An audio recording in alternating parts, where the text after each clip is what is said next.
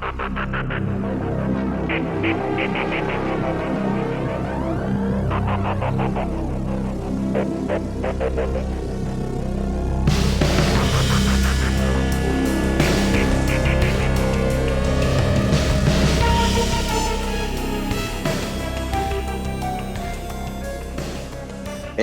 everybody, what's up? Welcome to another episode of Elite City. It's me, Blasco, as always, and the old co-host up from the Great White North, Rick. What's up? Hey, how's it going? Good. I tried to do better since I destroyed last week's intro. Well, I didn't do much better. I talked to a non-existent person, so I asked everyone how it's going when clearly they can't respond. So, but slightly better today. We did okay. Slightly. We're learning. Every week we're getting better.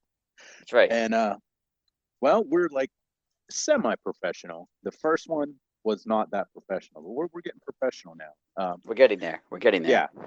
By like episode 20, we'll have worked this out. Right. Hopefully. We're starting with some breaking news. It's not the best news. This comes from WrestlingHeadlines.com, and it's also everywhere else right now. Unfortunately, Jeff Hardy was arrested last night in, if I say this wrong, I apologize, Volusia County, Florida. And there's no doubt about what he got in trouble for. He got another DUI, and we're going to get into it, with the ramifications of this Wednesday about what can happen. But he looks like he's in a boatload of trouble this time, and hopefully he gets the help that he much needs. So, Jeff, get your head on straight, get better, and we hope to see you back soon. Like I said, we'll get into it more in a little bit.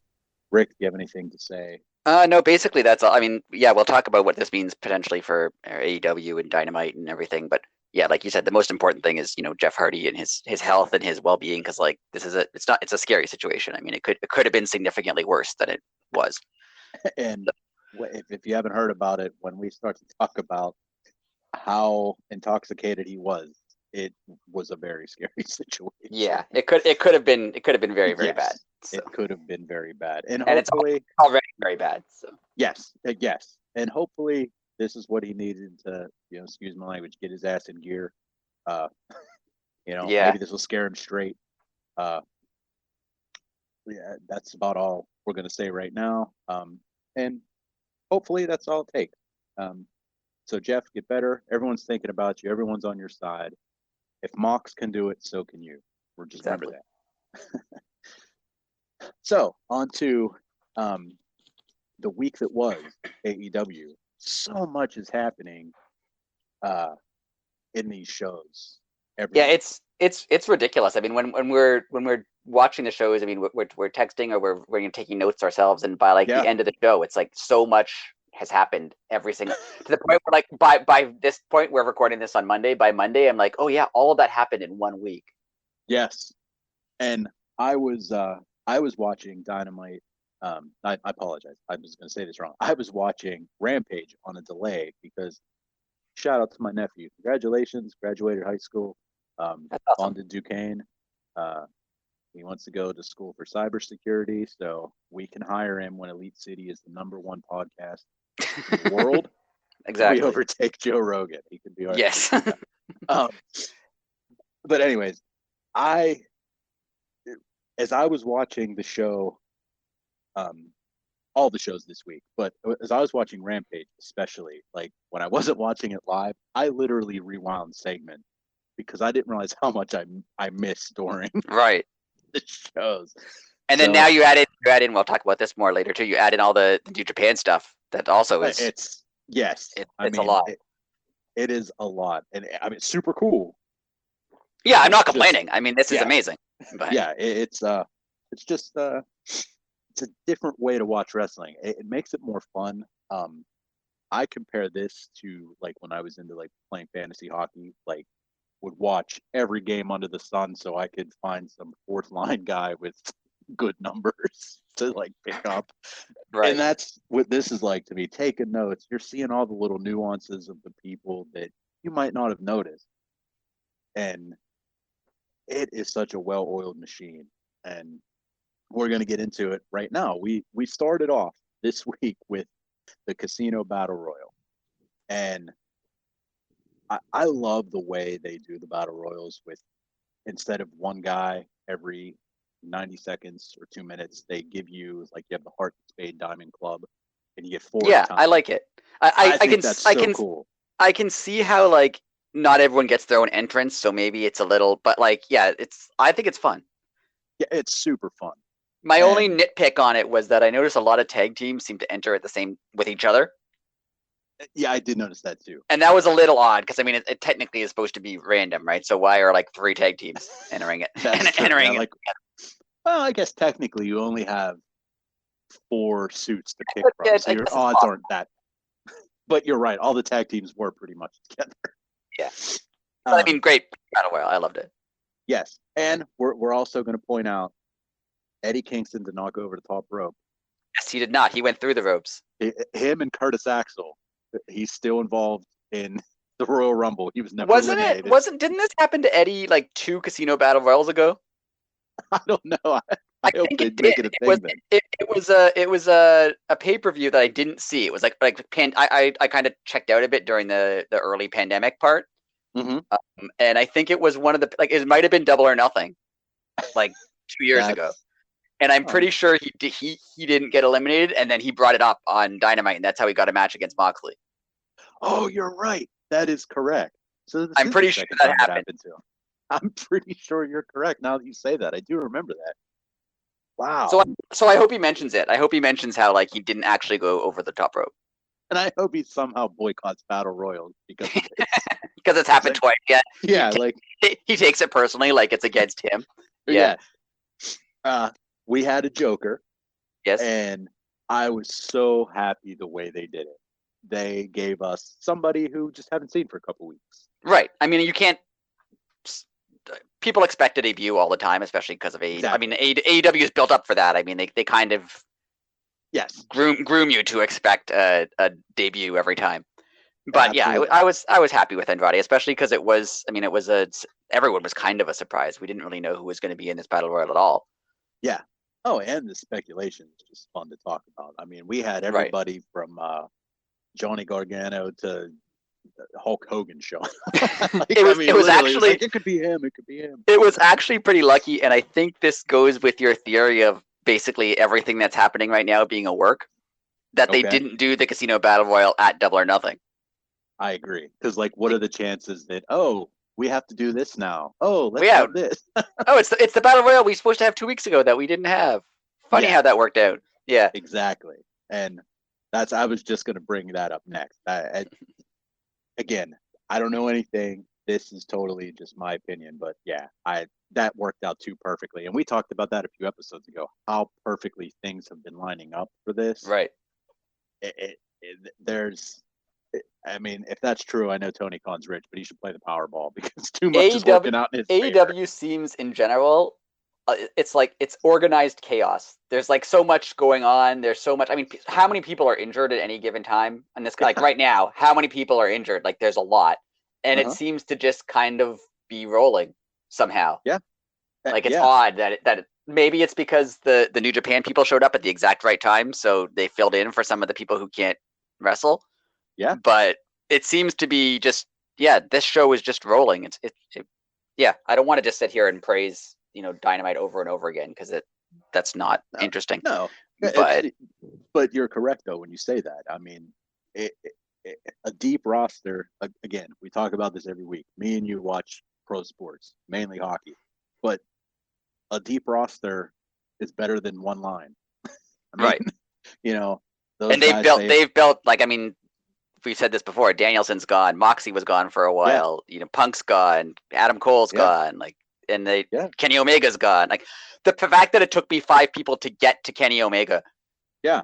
To be like, oh yeah, by the way, Kenny Omega's also gone. But like, he's the center. I mean, he was and is, the centerpiece of the company. I mean, when AEW started, it was is Kenny Omega going to go with them? Yeah. And now it's kind of like, he hasn't been here for 8 months, and it's been fine. And I mean, this goes back to, normally we bash WWE, or at least I do. Yeah. This goes back to the Attitude Era and the well-oiled machine and the team that they had, because Right. Vince never uses that term, but those guys in the mid to late 90s, that was a team. I don't care. Yeah. I mean, yeah, you at some point there, you could lose The Rock, you could lose Steve Austin, Yep. you could lose, and they just kept going. And yeah, and there was a Triple H, and there was Mick there Foley wasn't even or a Shawn Michaels first time. He retired for a minute. Yeah, there was right. a Mick Foley, there was an Undertaker, there was a Kane. Those guys, at any minute, anybody could have been main event if they needed to. And we see this happening again right now, and that brings us to pretty big surprise with Kyle O'Reilly winning the battle. I definitely didn't expect that. 100% on board with you. I did not see that coming at all. Thought it was cool though. Yeah, I thought when Andrade was the Joker, I thought he was going to win. Yes, I think we both messaged the same thing to each other, like, oh, that's who's winning. And yeah, it was a definite surprise. It was a total surprise. Very cool the way that they set it up, and we'll get to the match later, which was a freaking clinic. But having him win, it just shows again what we were talking to. I mean, he's in a tag team, but time for him to step up. Maybe he wasn't even supposed to make it to the final four. Maybe it was supposed to be Danielson. Danielson can't go. Yeah. Hey Kyle, we need you tonight. I feel like I feel like he's in line for some sort of singles push, because he also beat Darby at Double or Nothing. Oh, that's true. Again, another surprise. Which seemed a little strange at the time, because he's a tag team guy. Why is he beating a singles guy? But yeah, I feel like they're pushing him for something. Either that, or maybe Bobby Fish is a little dinged up, like nothing major, but right. Maybe they're just giving him a few weeks to heal. That's also entirely possible. And as soon as that match was over, we had two surprises in a row, because I didn't even know this was a thing. They announced a new title. That came out of nowhere. Yeah. When they said they were unveiling a new title, I thought it was going to be the trios, just because Tony said the belts are made. I believe you mean the visionary Tony Khan. That's very true. I forgot. That is what they called him in the promo. That is, he is the true visionary. That seemed a little odd. I mean, I don't want to go on a sidetrack here, but the visionary Tony Khan seems like that's a little weird for a guy who's not on TV. But you could say he is kind of visionary for what he's doing with wrestling. I mean, yeah, he's rewriting everything. You can't even say it's wrong. It just seemed a little out of left field. Yeah, absolutely. The All Atlantic title, it's a beautiful title. They also started a tournament. We're going to get into that here in a minute, and we only have a few weeks to find out who the Atlantic title, the first Atlantic title champion, will be. They're having a fatal four-way, or a four-way. I'm sorry, I don't know if WWE owns that, so we'll call it a four-way for the belt at Forbidden Door. And we just learned before we started recording that New Japan is having two qualifying matches, and they're going to have two guys involved coming up into Forbidden Door itself. So this is just fun. I love stuff that makes you say, like, that is just super cool. And also the brackets, I mean, no matter who, I mean, obviously we know who won one of them, but no matter who wins any of these brackets, that match is going to be good. Yeah, well, right after they announced it, we got our first match, which, I mean, these guys set the bar. So we had Buddy Matthews versus Pac. Yeah, that was a hell of a match. It was a banger. From beginning to end, it was just a back and forth match. It was a solid wrestling match. I mean, they went out there and beat the hell out of each other. Pac advances. I'm sorry. I can never tell if it's Pac or Pac. I would have, if I just saw it in writing, I would say Pac, but I mean, on commentary, yeah, the rapper. But on commentary, they call him Pac, so I guess that's what it is. And I mean, and there's X-Pac too, so right, spelled the same. So right. But Pac advances, and he's my pick to win the title. I think they're going to give it to him. He's done nothing but work his ass off for AEW since he's I think that makes a lot of sense, and I feel like part of the reason he hasn't been given more of a push is I think he still lives in England, so he goes back and forth. Yeah. So if this is going to be sort of a international non-US title, it makes Yes. it makes a lot of sense for him to have it if he's going to be elsewhere. Right, and the AEW And England is actually border, in the Atlantic versus the yes, other versus like Australia or Japan that yeah, I aren't. definitely thought that was weird too. It was a little strange. I mean, I the name sounds cool, All It Atlantic is. Championship. Like it sounds Yes. good, but it like a lot of those countries aren't in the Atlantic. Yeah. Oh no, I didn't even notice till you pointed it out, and you're like, well, look at the flags on it. I was like, Yeah. yeah, it's like 50%. You're right. Now, my But I mean, the question name is itself, I like. It's a unique name. I've never heard that in wrestling. super cool name. You hear U.S. title, European title, Intercontinental title, TV title, but you've never heard All Atlantic titles. So, And apparently, it's it's kind of a tribute to the old Mid Atlantic title, which I could be oh, wrong. okay, that makes sense. I think it was an NWA or maybe even a world class Okay, that championship makes wrestling. sense. I don't know. I had kind of read about that, but it's not confirmed. That makes sense though, especially it was an NWA title. I just looked it up. Oh, okay. That makes a lot of sense because it would take Mid Atlantic and then the All from All Elite. Yes. Okay, that makes sense. It's still okay. weird, but it makes sense. It is, yes. Now, my question to you is that now their version of the Intercontinental title and the TNT title will be like the not beginner title, but like the more open challenge title. So Yeah, they're it's not going down. Like, you know what I mean? yeah, Like Hangman could go for the right. TNT title now. I was thinking that. I was like, I mean, the closest I could compare. I mean, there's two things you can compare to. One is WCW, where they had the world title, the US title, the TV title, and the tag Very, belts. very true. So I guess the the TVNT title would be the TV title in that comparison. That's what I looked at too. Like, but it's kind of positioned, at least now, at least thanks to the Cody stuff.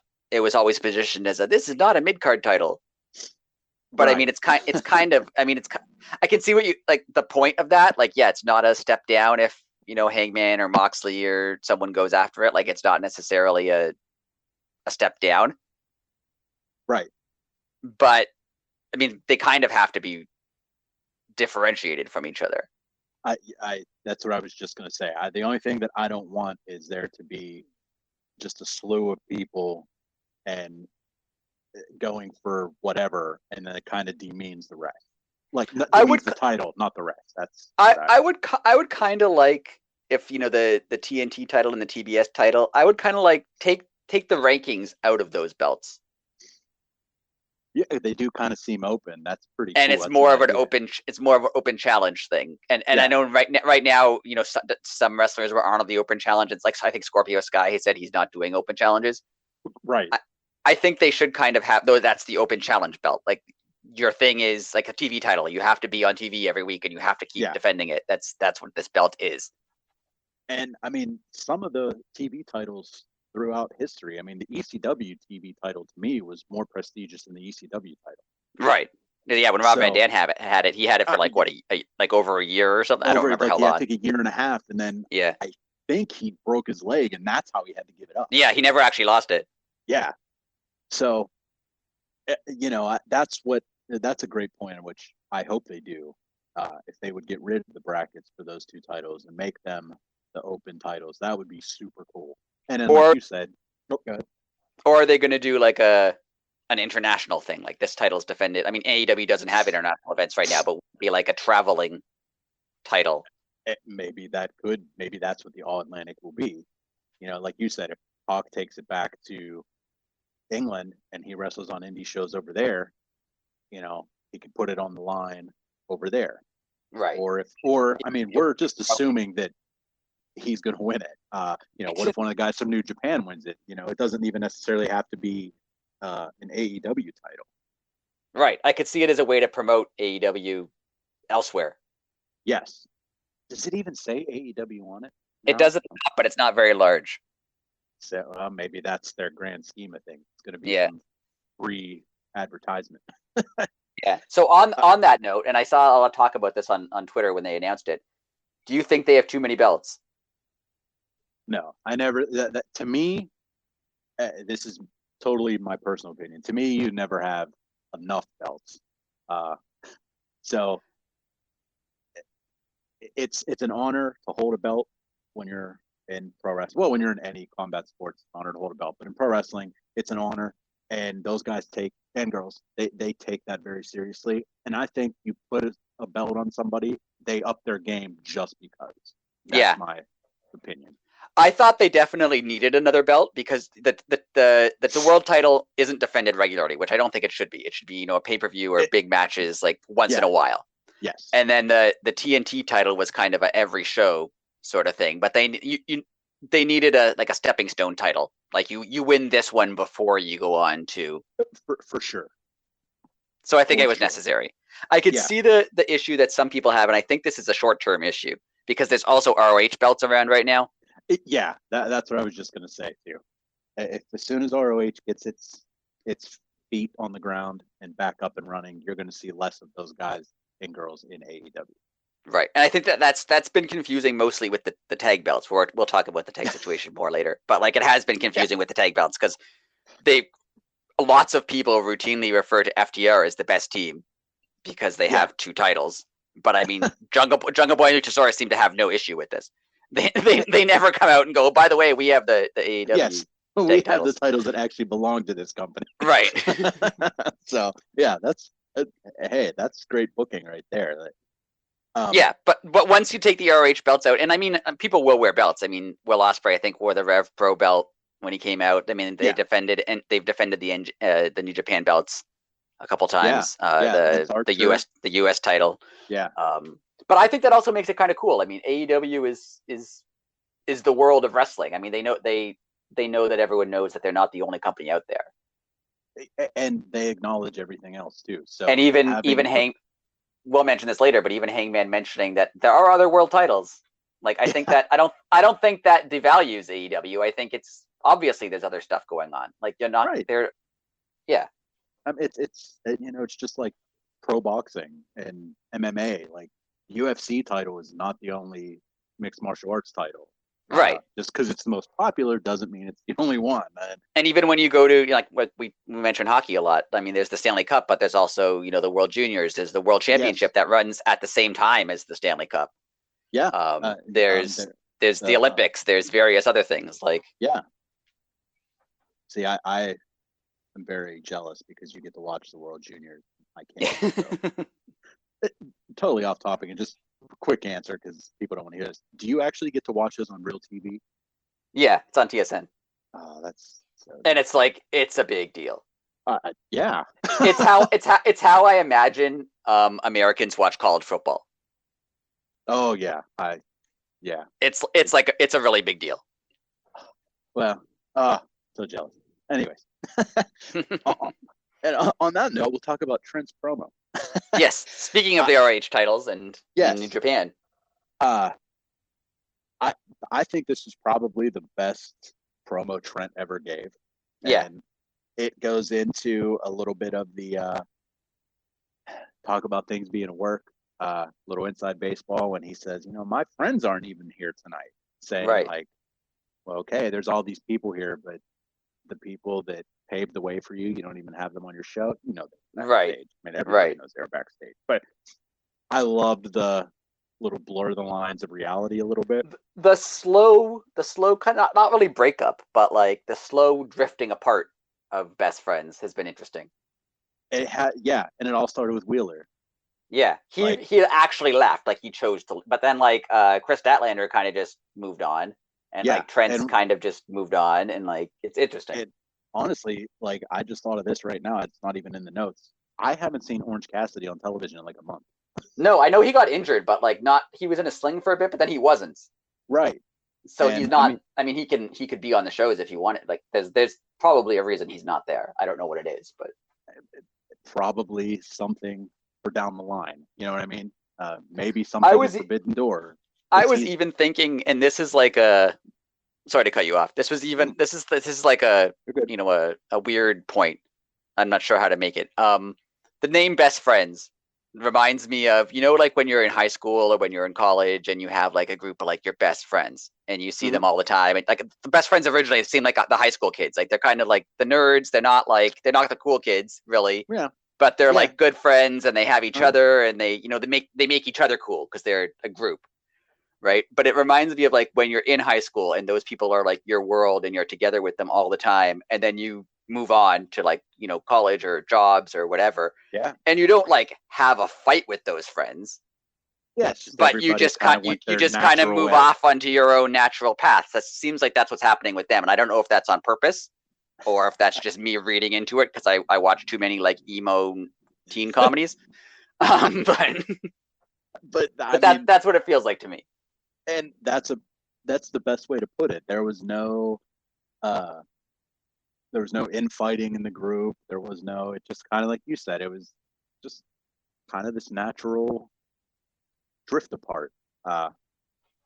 But go and take everything that you just said, and I'll throw you a little curveball. Chuck Taylor and Orange Cassidy are also in Chaos, which is a New Japan stable, right? With Trent Beretta. So right, maybe it's just a setup for them to show up at Forbidden Door. Also true. But going to New Japan, I think the tag team of Roppongi Vice is. I mean, I've liked Roppongi Vice since they were in ROH, and right. I always thought they were super cool to the point where I had to look up what Roppongi was because they always referenced it, and it's just a really nice place. Yeah, I remember I looked it up at like I think it was at All In. I think they were on that show. Yeah, and I looked it up then. And it's a great name. And Roppongi Vice challenged FTR for the ROH title. FTR accepted. Then, it was so good. We got Will Ospreay and United Empire to mess that all up. My God, did I have to like bite my tongue for not screaming at the top of my lungs because I didn't expect that. I mean, that was cool. Yeah, I knew it had to come, but yeah, especially because they mentioned him. I think Trent mentioned something about Will Ospreay, so then you're like, they're not going to drop his name and then not have him show up. Right, but just because he showed up. Yeah, I didn't think he'd show up on this show. I thought they'd name drop him, then he'd show up like next week. Yeah, yeah, exactly. What? And then we're going to talk about the match they had on Friday night too. That was next level. But that whole segment set up so much, and it was what, a total of 3 minutes, if that. Yeah, they're starting to get really good. I mean, not even starting; they've done it for a while. They get really good at using their TV time. Like it's a couple minute segment, but it does a lot. Yeah, I mean that right there got Roppongi Vice in the ROH title picture. It got FTR saying, "Yes, you're worthy opponents," and then Will Ospreay comes in and basically tells everybody he's the best, and you got to fight him. Yeah, and I wonder what that's going to do for Forbidden Door. Like what match we're getting there. Yeah, are we going to get Roppongi Vice and FTR because there's New Japan people there, and that would be New Japan versus AEW. I don't know if that's how they're booking every match, though. Right? But and United Empire is what, 5 guys? I'm pretty sure. I think it is. I think it's Ospreay and then the 2 guys who showed up this week, and then what's his name? And it's the 2 guys who showed up a couple weeks ago. Great O'Con. And what's his name? Jeff Cobb. There it is, Jeff Cobb. So. Oh no, there's a lot. I looked it up right now. What? There's 1, 2, 3, 4, 5, 6, 7. There's 8 guys in it. Well, I was going to say if there was only 2 more, I was going to say there's your Chuck Taylor and Orange Cassidy, and that'd be a 10-man tag. Right. I feel like it is going to be some sort of 10-man tag because I mean there's a lot of guys on both these rosters and they can't all be in singles matches. Yeah, or else Forbidden Door will be 3 days long. Right. WrestleMania. Right. So I feel like we're going to get a lot of 10-man, 12-man tags, and yeah, go for it. Yeah, that'll be fun.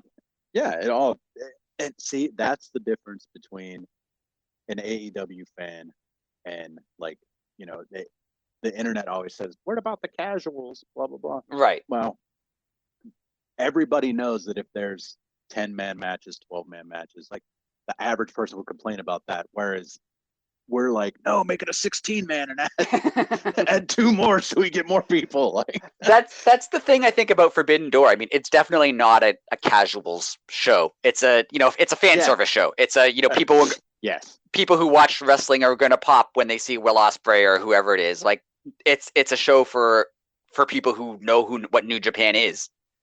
Yes. Right. But that's perfectly fine, I feel, because like, yes, you want to expand your audience and you want to get more people to watch. And obviously that's the goal, but you also have to keep the people who are your fans happy.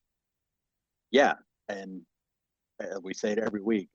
Tony Khan is just as much a fan as he is the owner. So he's going to book things that we want to see because he wants to see. Right. And it does remind me of like, ECW in the 90s. I didn't even watch much ECW, but from what I know of ECW is, people would show up. Like Scott Hall would show up for like 2 matches. Yep. And like, obviously he's not an ECW guy. Everyone knows who Scott Hall is, and he's not famous from his ECW work. But like the fans in the arena the day Scott Hall showed up, that was pretty cool. And they were excited. And I mean, that's kind of what this is. And it's so well. I was going to bring this up later, so I'll bring it up now. So I'll skip ahead here. New Japan, to me, is like WWE of Europe, and right. I mean, they're enormous. They are they might be bigger as far as like their footprint than WWE, in my opinion. I mean, they're like the old NWA. Like they have offices everywhere. Like WWE runs out of Stamford, Connecticut. Like New Japan, they have offices and things in California. They have them everywhere. Like WWE is big because it's American. Yeah. And American television and media is big. Yes. But New Japan is big in the sense of like scope and size. Yes. There you go. To me, New Japan, I want to know how they're running it. I know they respect pro wrestling, and like, is it going to be like a 50-50 book? Does Tony Khan have some say in some matches, and like they have some say in some matches, or is it just going in and, hey, let's just do this for the fans. We don't care who wins. This isn't about us and our companies. Let's make a boatload of money, and everybody knows that it's fake anyway. So right. it's AEW won 11 of the 12 matches. Like, nobody cares. Yeah, I wonder how they're going to do it. That's interesting. Yeah, like that's what I was thinking, because if WWE was involved, how they would want to do it. Right. Well, we're winning every match. Why? Because. Do you remember, like, I don't know, a year ago, time has lost all meaning to me, when there was the rumors of WWE having an agreement with New Japan? Yes, I do remember that. And I remember people like on Twitter being excited and like fantasy booking matches they want to see. And I remember thinking like WWE's not going to do that. Yeah. Like they're not going to have, Okada and Roman Reigns, because unless they agree that Roman Reigns destroys him, like that's just not how WWE works. And this is, again, we don't want to just bash them, but like they would not have a match where like they're seen as an equal to New Japan. Like that's not going to happen. Yeah, no, they. Whereas totally like AEW is perfectly fine with being like, we're a large, North American wrestling company, and they're a large Japanese wrestling company, and we're both very good, and they seem to be fine with that. Yeah, because at the end of the day, it's the bottom line, and just give it to the fans. You're going to make all the money. It don't matter who wins. Yeah, it'll be cool to see what happens. I mean, this kind of seems like not an all-star game because it has storylines and things going into it, but like, who really cares who wins an all-star game, right? I mean, you want to see people do, when they have all-star games, you want to see all the big names and you want to see them do cool stuff, and like, but like, it doesn't matter who wins. No. So this is more like I've always wanted to see, Bryan Danielson face this guy. I've always wanted to see Okada face this guy, and like, who cares who wins the match, really? Right. Right. I mean, it's the first. Well, I mean, you could say the first All In was the first major super show, and this will be like the second. Right. But honestly, I think this is a little bigger in scope. Yeah, it feels especially bigger. Especially because AEW really exists. All In was bigger because it kind of came out of nowhere. Right. This is bigger in the sense that the companies involved are bigger. Right. Now, after that whole segment with Trent and FTR and United Empire, I thought, I don't want to say this match fell flat. I did well for Hangman. I just maybe put a little too much scope in David Finlay. I don't want to say he was bad. I just think AEW is the first time AEW ever talked somebody up and they didn't deliver. That's my opinion. This match, I didn't think it was bad, but I think it's because of everything that happened earlier on in the show. I spent part of this match on Twitter and looking up guys in New Japan and finding out who was in United Empire and stuff like that. So I can't say that I paid 100% attention to it, but it seemed fine. Yeah, it totally was fine. It was a very sound, solid wrestling match. But to hear the announcers and Regal putting David Finlay over before his music even hit, I was like, okay, this is gonna, and then it was just good. Right, and I mean, it had a means to end. I mean, there was a reason for the match, but absolutely. And every match isn't going to be a classic, so that's fine. Yeah, no, totally. Like I said, it was a minor complaint, but Hangman wins, and then he comes out and says he wants Okada. Yeah. Let's go. Yeah, but that was awesome. I have it in my notes here that Adam Cole was doing commentary during this too. I think he's fantastic on commentary. Something I didn't know he was able to do this well. He's very good. He made a comment that it's going to come full circle when we talk about Rampage, but basically says he's not worthy of Okada. And to me, that's playing into Hangman's psyche again. And I think they're doing this really well.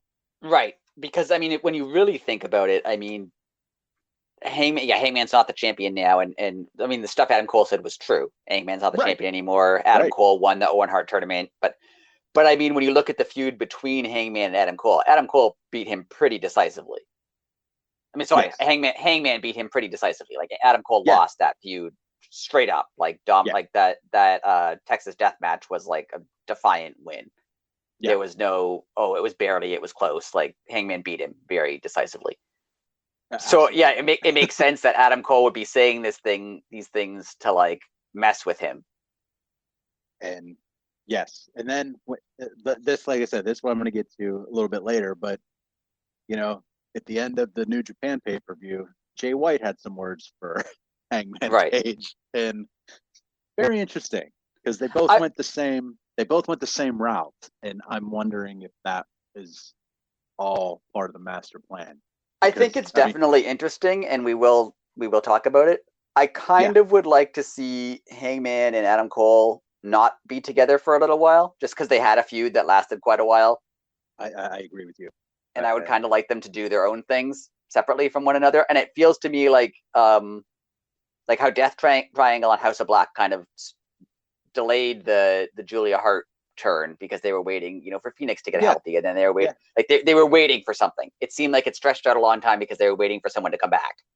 Right. Even the Sammy TNT title stuff, it would seem like they were waiting for Paige Van Zandt to be ready to wrestle, and they kind of stretched that out a while.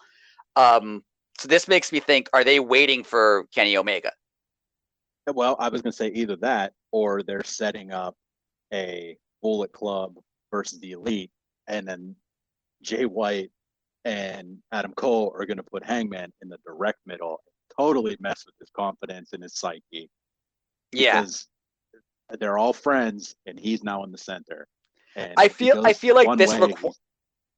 this requires Kenny Omega, though. I feel like you can't accurately do that story. I mean, you can do that story, but you need Kenny Omega to have that story be its best.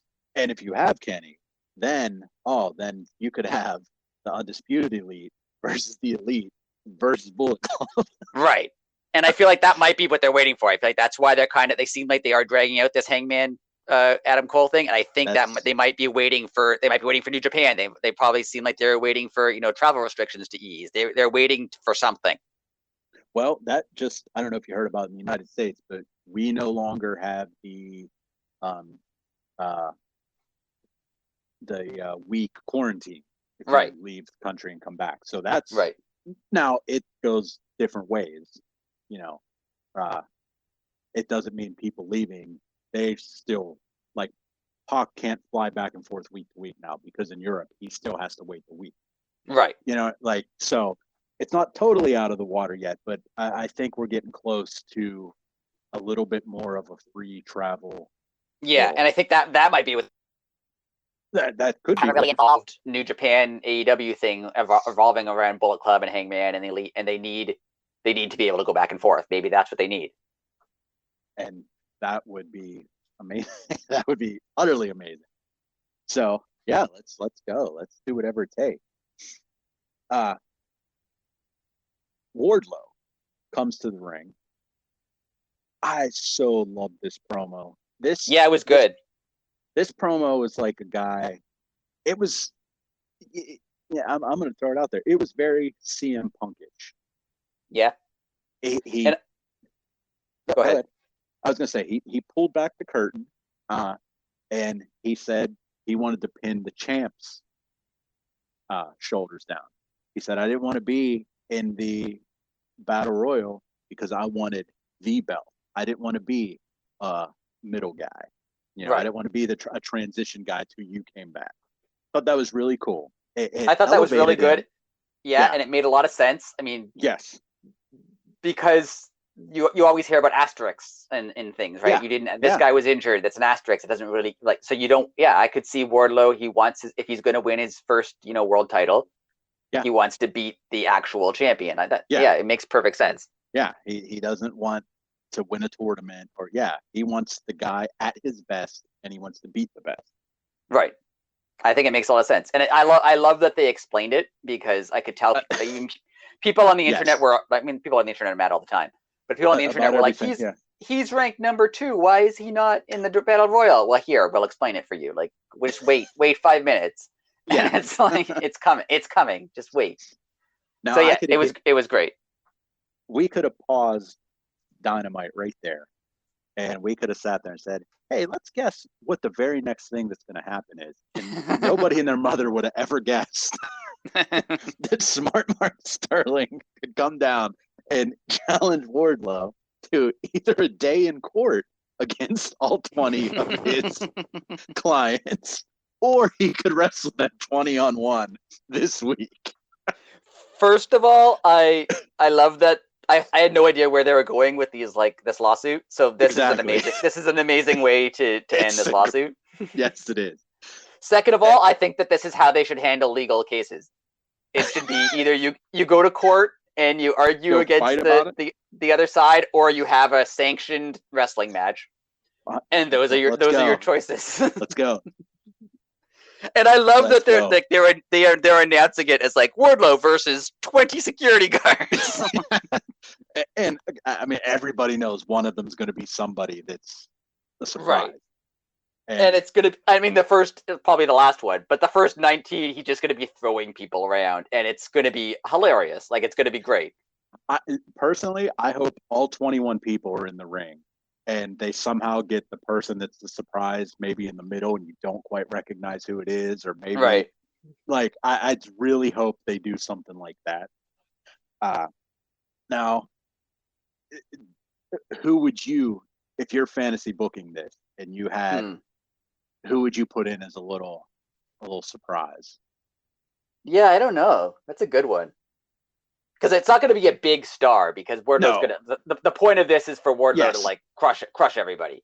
Yeah. Right. So, but like one of them has to be a guy that you're like, oh yeah, you know that guy. I was thinking it was going to be like Fuego or Sabentico.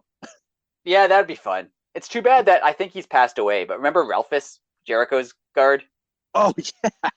I think he's no longer with us. But that would be a really funny like Easter egg to throw in there. He needed some extra money. He just tried to sneak in, and then he gets Yeah, beat. something like that. Like I feel like they're gonna bring back an old reference. That seems like an AEW thing to do. Like when Jericho had to do the labors and they threw in Juventud Guerrera in there just for fun. Well, I feel like they'll do something like that. How amazing would it be? This has just popped in my head right now. If it was Road Dogg and he gets annihilated, and then Billy comes running down and has to carry him back or something. I feel like it'll be something like that. It's not going to be like a big star, but it'll be some funny little thing that they throw in there. That's what I was going to say. It would be a funny thing, and something like that where it can involve Billy Gunn or have a. Well, I was going to say Mick Foley, but he's injured. But have someone from an old WWE guy and have not Goldust, but Dustin run down and no, my friend. Right. Yeah, that would be fun. That would be very fun. And I think this is a really fun thing to give Wardlow to do because there's a lot going on in AEW right now, and he's not in the title tournament, and he's not. He'll probably be at Forbidden Door, but he's not like a New Japan type guy, right? He's not he doesn't have any history with Japan. He doesn't have right. So to give him, just to give him something to do for a show because he's hot and fans like him. So this is cool. Yeah, and it's gonna. Obviously, just like the promo I said, it's gonna make him quote unquote look stronger because dude beat 20 guys. Right. And he'll throw them around, and there'll probably be one really small guy that he can lift up over his head, and it'll be cool. Yeah. Oh, and he's gonna do the thing where they all beat him down, and he's down on one knee, and then he springs up, and everybody flies out, pushes them all away. Yeah. Oh yeah, it's gonna be so good. It'll be fun. And he challenged for the TNT title, which will be interesting. Well, that's what I was just getting at. That move is wonderful. I don't know how they're going to do it, though. It's going to be very interesting because I'm sorry, Scorpio has to keep this title for a minute. He has to. It's changed too much, and Scorpio kind of feels like he's been an afterthought. And he should get a longer run with this belt. It should be. I don't know how they'll do it, but I feel like he should have a run for a while. The good thing is they could, as we talked about last week, they could honestly hold that until Battle of the Belts. Because this month we have Forbidden Door, and next month they're going to be pumping out a lot of Ring of Honor stuff.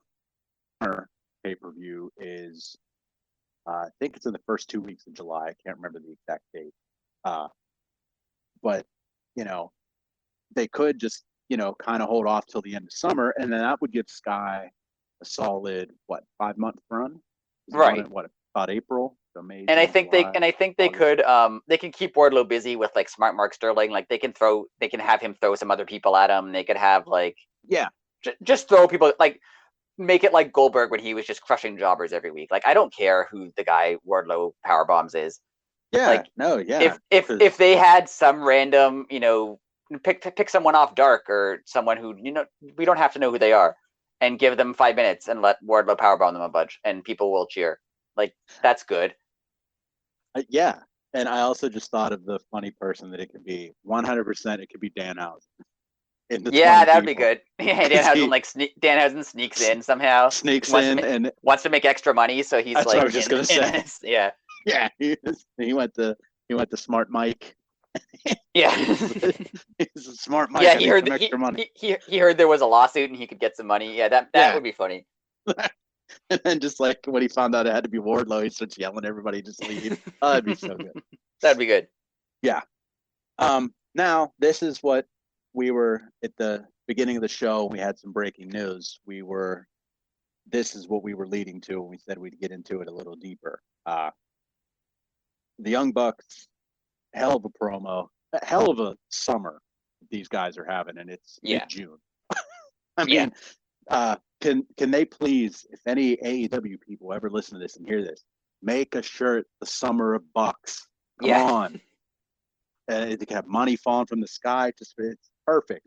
That seems perfect. Yeah. Now they're cutting their promo talking about how great they are, and and how they're unstoppable. And you had the Hardys come down to interrupt. Thought it was a great move and kind of a surprise because I didn't expect what was happening next. Christian and Jurassic Express show up and challenge all three to a ladder match this Wednesday. Are you serious? And I kind of like the Christian Jungle Boy thing where Christian just keeps making Jungle Boy like books him in matches. Yes. And Jungle Boy's always like, seriously? Like, yeah, you really again? like? Come on, guys! And Christian's like, no, he can do it. And he just puts him in the match. Yeah, hey, he has faith. And Christian just always referring to them like as we, like, you're not the champions, we're the champions. We're the champions. And like that, you didn't really do anything, Christian. Yeah, you're kind of our manager that wrestles.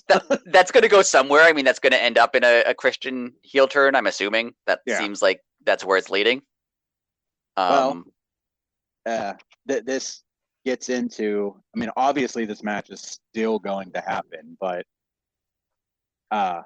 I mean, AEW's tweeting of the card doesn't even have this match on it anymore, so they might just eliminate the match. Yeah, they might just eliminate the match. I did not even notice that. Makes me think that makes it actually more unfortunate because it feels like the Hardys were going to win because now it looks like they're just canceling. I think they were. Yeah. Now it looks like they're just canceling the match. So like it's very unfortunate that they would have won the titles and had a moment. And they probably wouldn't have held them for a long time, but they would have had a moment where they got to win the AEW belts and be a part of that. And it sucks that they're not right now. Yeah.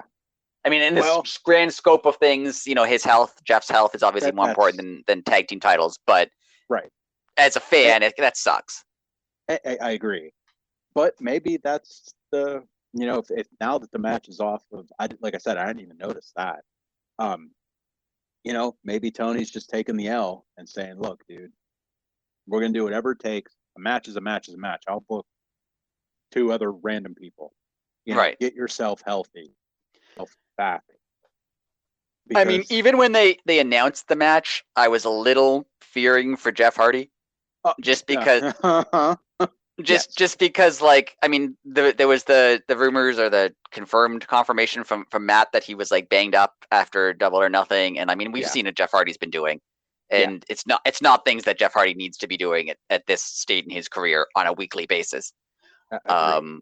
So I was a little worried that he's going to jump off something and he could break his back. Like I legitimately was worried about that. Yeah. And now adding in everything else that we know. I'm not going to say it's good that he's not in the match because of the circumstances that led to him not being in the match. But you're right. Maybe this is what he needs. Maybe he needs to be away and he needs to have some consequences and he needs to have, different. He's been to rehab. I mean, WWE has sent him to rehab. WWE offered to send him to rehab again when he walked out on them, and that doesn't seem to be working. So maybe he needs something else. Maybe there's another. I don't know what you do in this situation. I'm not an expert. I'm not a professional at this, but I mean, maybe Tony Khan knows someone, or maybe they can set him up with something. I was going to say he's facing a litany of charges here, and these are just the ones that we know. There could be more. And we'll find out. Actually, his court date is tomorrow, June 14th at 1:30. So tomorrow, late afternoonish, we will definitely know more. But he was booked on driving on a canceled, suspended, or revoked license, violation of restrictions placed on a driver's license, DUI of alcohol, and it was alcohol / and or drugs. So it turns out he was drunk, and that's his 3rd offense in 10 years. And he had I mean, he was driving on a suspended license that he was suspended for driving under the influence. Exactly. Right. And he was he had a cash bond of $3,500, $500 $500 fine for the license charges, and $2,500 for the DUI. That's $6,500 in fines alone. Right. Dude could definitely afford it, but they are going to, in my opinion, they're going to throw the book at him because I looked this up earlier. The license charges are a 2nd-degree misdemeanor. That can hold anywhere from 3 to 7 years in prison. and the DUI charge is a third-degree felony, that can go from a year to 2 in prison. So worst case scenario, he's looking at 8 years in prison. If somebody can't pull some strings for him. And I mean, I don't know if you've heard anything about the Tammy Stitch situation. Yeah, oh yeah. So I mean, she was in a similar situation where she, unfortunately, I believe she was in an accident that led to someone's death. Yes. And now I think she's been sentenced. I think she's in jail. Yeah, she is in jail right now. And that's the sort of thing where you feel like that's obviously sad that she's, in that situation, but like it's obviously awful what she did as well. And thankfully Jeff Hardy has so far only been hurting himself, which is bad. But I mean, he could definitely have hurt, or worse, somebody else. So how he hasn't blows my mind. I mean, thank God, but how he hasn't hurt somebody blows my mind. And what are these people doing driving anyway? Like, you're rich, call an Uber. I mean, right. I can afford an Uber. You can afford an Uber. I mean, hire a driver. I mean, he can. That's what I was just gonna say. Then hire a guy whose job it is to drive in places. Like, people have drivers. Like, hire a driver, and you don't even have to have it as like because I get drunk a lot, I have a driver. No, famous people just have drivers sometimes. Like, just that's fine. Yeah, or just call limo service. Show up to the bar in a limo. Right. I mean, it doesn't get any more baller than that. Right. So, hopefully, this is the, kickstart he needs to turn his life around, because he's been given chance after chance after chance that he's messed up. And I really want to see how Tony Khan deals with this. Not saying that he'll mishandle it. And I'm actually seeing hope in it by you saying they took the match totally down, because in the grand scheme of things, pro wrestling's nothing. Right. So it's even kind of a weird to say like, oh, I wanted to see that match, and I did, but like it doesn't matter. Like it doesn't matter. And if the match happens, we'll say if, obviously without the Hardys, do you think, I brought this up to you earlier, do you think they maybe have put Christian with Matt? Yeah, Hardy? I mean, it's possible if they want to do it. I mean, if they want to have the match, and they'll probably give Matt a partner. So yeah, they could. I mean, depends what plan they have for the Christian Jungle Boy split up. But that would be 2 old former guys that put this match on the map. Blah blah blah. So like I said, it's not about wrestling at this point. It's about getting Jeff better. But actually, I'm totally fine with the match not happening. As you said, it doesn't. It just doesn't even make sense to have it, honestly. And it kind of. I mean, I don't know if Jeff cares about stuff like this, but it kind of would highlight the screw up that he's in. I mean, the sense that like this was an opportunity for him to be in a new company with his brother and to finalize his legacy, and now it's just now that's not happening. Yeah, and maybe that might not be enough, but maybe that's something that he could be like, oh man, like that's I cost myself something now. And not only himself, he's now cost his brother. Right. Like he hasn't really cost himself anything. I mean, he's got fired. He's been fired from WWE before. He had that match in TNA. And he's cost himself things before, so maybe that doesn't matter to him. But that's true too. I don't know. It's unfortunate. It's very unfortunate, and like you said, we can only wish him the best, and we will know more tomorrow afternoon ish. Because they could literally throw the book at him then, from what I was. And there's no point in speculating or anything that feels wrong to do. But and hey, so we will move on to. That's what I was trying to say. Thunder Rosa, Marina Shafir. Thunder Rosa earlier in the night, basically, which I thought was very cool, set out an open challenge. She said, "Whoever feels good enough, let's go." I thought they had a solid match. The ending of the match was obviously why the match itself happened. Marina attacked Thunder Rosa after the win. Rosa won clean. And Tony Storm comes down to make the save. Does this put Tony Storm in the title hunt, or do you think it puts them as a team to get I think they here? could go either way. I mean, especially we'll talk about it more later, but the Britt Baker stuff that happened on Rampage. I think it could start off with them being a team and then turn into them being against one another. And if they become a team, they have to name themselves Thunderstorm, right? I feel like they have to, because I want them to feud. I feel like I want them to feud just for like the weather puns. Yeah, I mean, there's so and many good ones. This is just me, but I want them to name their team Tony Rosa. Just because everyone knows it should be Thunderstorm, and then being like, no, we're gonna call it Tony Rosa instead, just to just to be funny. Yeah, that's a very Simpsons thing. Yeah, Rick. Yeah. It would be like Tony Storm and Thunder Rosa come together to form Tony Rosa, and someone be like, excuse me, you could have used Thunderstorm. Be like, no, it's Tony Rosa. Yeah, duh. Don't you get it? Obviously, it makes perfect sense. My name is Tony. Her name is Rosa. Right. It makes perfect sense. This is the best name we could come up with. And talk, and like, it's been workshopped. We put this in front of a focus group. They think this is the we paid a consulting company to come up with this name, and this is our name, and this is what we're going with. And I know that's not what they're going to do, because that's like a comedy angle, but I think that would be hilarious. Oh, absolutely.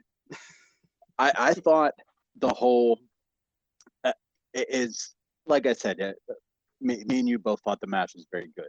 Thought the match was good, but I thought the end was better because I didn't expect that. Yeah, me neither. I like earlier in the night, I was like, oh, okay. Well, Marina's fighting for this title now. I was like, I hope she doesn't get squashed again like when she fought Jade. Yeah. But they were both solid matches that I don't think hurt her.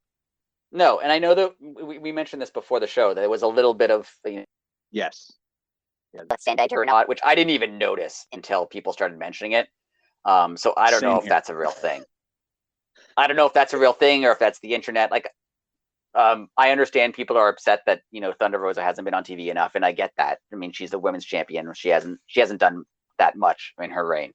Right. There's no fault of her own. I'm not saying. I mean, she's had great matches. But I think reading that into like, there was some reports a while ago that she's upset with her role, and then I think people read that into, she's upset with her role, that's why she's not cooperating in the match. And I think that's reading a lot into something. I don't know if that's real, or if that's just people wanting to imagine a situation. I agree with you. And again, we don't know what's going on backstage. So for people to say Thunder Rosa is, upset with her position or whatever, I don't know, she seems way too happy with her life. When you see her in her vlog, and you see her in other people's vlogs, like, I don't think she would hang out with people and be around. Like, I don't know, maybe that's just me, because that's how I am. Like, if I don't like you, I don't want to be around you. Or if I'm miserable, I don't want to be around people. And I take it, we've talked about this before. Tony Khan, I mean, he has experience with dealing with sports teams, and I feel like he would talk to them. He would talk to the wrestlers and be like, "We have a big roster. We are not all going to get on TV all the time. Sometimes you won't have anything to do on a show." And I feel like he'll explain it to them in a sense that, like, yeah, of course, that happens to everybody. I mean, Hangman isn't on every show. Adam Cole is not on every show. And especially right now with the Forbidden Door stuff, like, the Forbidden Door stuff basically started about a month after Thunder won the title, around mid-May-ish. But it's been going on about a month-ish. So, like, they don't even have a women's division. And that makes it harder, because they don't have anything for the women to do. So and they have a full roster of, I don't know, there might be 100 men in New Japan, but you take the LA dojo and this dojo, like, I mean, it might be maybe over 100. Yeah, that they got to get onto their 3 hours of television. So I understand that. Like, I like Thunder Rosa. I think she has great matches. I think she's a great champion. I would like to see. The common point knocking point on AEW is they don't have enough women's matches in Dynamite, which I actually tend to agree with. I think they could put two matches on.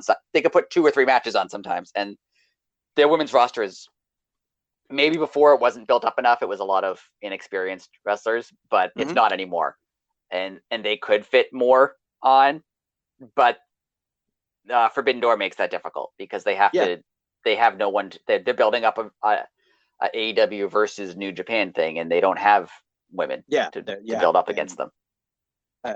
Maybe if Forbidden Door becomes an every year thing, there were rumors that Stardom might have been part of this show, and that kind of not necessarily fell apart, but it just, maybe they were trying to get that and it fell through.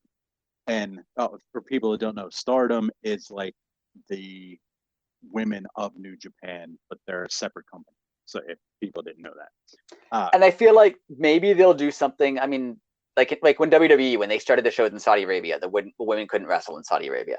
So the way they kind of even that out was after a couple Saudi Arabian pay-per-view, just to like be, okay, you've missed a lot of shows, so we're going to give you your own thing. And that makes sense. And that goes back to Ring of Honor used to run shows called Women of Honor. And it was on their regular television show. They would just have 1 full hour of women's wrestling. Yeah, I feel like maybe they could do something like that. Put it on, half a Dynamite or 1 Rampage, and just have 3 women's matches, 3 or 4. Like put them in an hour. Yeah, that would be amazing. And I'm not going to put it past them. I mean, everything, and especially with this being Pride Month, everything that Tony Khan has done with the LGBTQ community in AEW has been fantastic. So I could totally see an all women's pay-per-view and all women's, maybe even like a women's month, the women do deserve more. I mean, no one's going to say that they don't. Like this division is growing and it's getting better, and it definitely deserves more. But to take that feeling and to turn it into, I think Thunder Rose is actually upset, so she's going to sabotage the match she gets on Dynamite. I don't think that doesn't even really make sense. Yeah, she has too much pride. And why would you? I mean, women don't get very many matches on Dynamite; they get 1. Why would you, as the champion, be? You know what? That 1 match that we get, I'm going to make sure it's bad. Yeah, I'll make us all look bad. Don't worry. Yeah, why would you do that? I'm going to make the whole division look bad as the champion. Like, no, you're not going to do that. Like, you saw her match against Serena Deeb. Like, she's not going to. Yeah. She's not going to do a poor performance if she. Yeah, I don't believe that. And it all came from that one move when they were coming out of the corner. I mean, maybe Marina Shafir actually just couldn't get her up for the suplex. Like, maybe that's what happened. Yeah, or something, right? I was going to say, wasn't even. Rosa thought they were going to do a suplex, and she went to do a DDT, and they just got tangled up, and they messed up. It happened. Yeah. Right after that match, my boy Stokely Hathaway makes the challenge on behalf of Red Velvet. I love him doing this. Yeah, I think it's great. He did it last week with Jade. He comes out and makes these challenges. On behalf of Red Velvet, he challenged Chris Statlander for a match on Dynamite.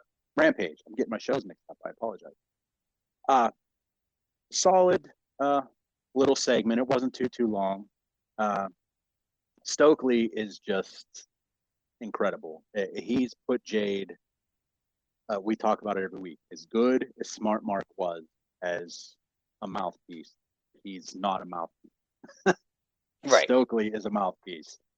And these girls just, you sit back and you act like a badass, and he just does all the work for you. And I think it helps Kiera Hogan and Red Velvet more, because I mean, Jade can talk. She doesn't necessarily need she maybe needed a mouthpiece before, but she no longer does. Yeah, she no longer does. Correct. I don't recall Red Velvet saying more than like a couple sentences. So did a stir it up thing. Yeah. So she definitely she could benefit from having him around. Absolutely. And then main event of Dynamite goes back to the beginning of the conversation here. Kyle O'Reilly, who won the Casino Battle Royal versus Mox. All I could say is they beat the hell out of each other and they put on a wrestling clinic. Yeah. That was amazing. That was, and not a knock against them, but that was so much better than I thought it was going to be. Yes. I thought maybe, I mean, Mox fights a certain style of a more brawling, violent style. He can obviously wrestle, but that's not his chosen style. And I didn't know how well he would work with Kyle O'Reilly. They don't have any that I know of any history with each other. Like they don't have, but yeah, it worked. It was great. It was so well done. It was it just that night alone. Kyle O'Reilly was probably in the ring for over an hour. And it makes me think AEW is sort of developing, and I know it's not its own style, it's more of a mixed style, but AEW is sort of developing its own kind of style now, from the Mox matches, the Bryan Danielson matches, it's kind of, yeah, it's like a technical, hard-hitting, sort of violent, like it seems specific to them at this point. Yeah, yeah. That's a great observation. It's not super violent, not super technical, it's not super lucha.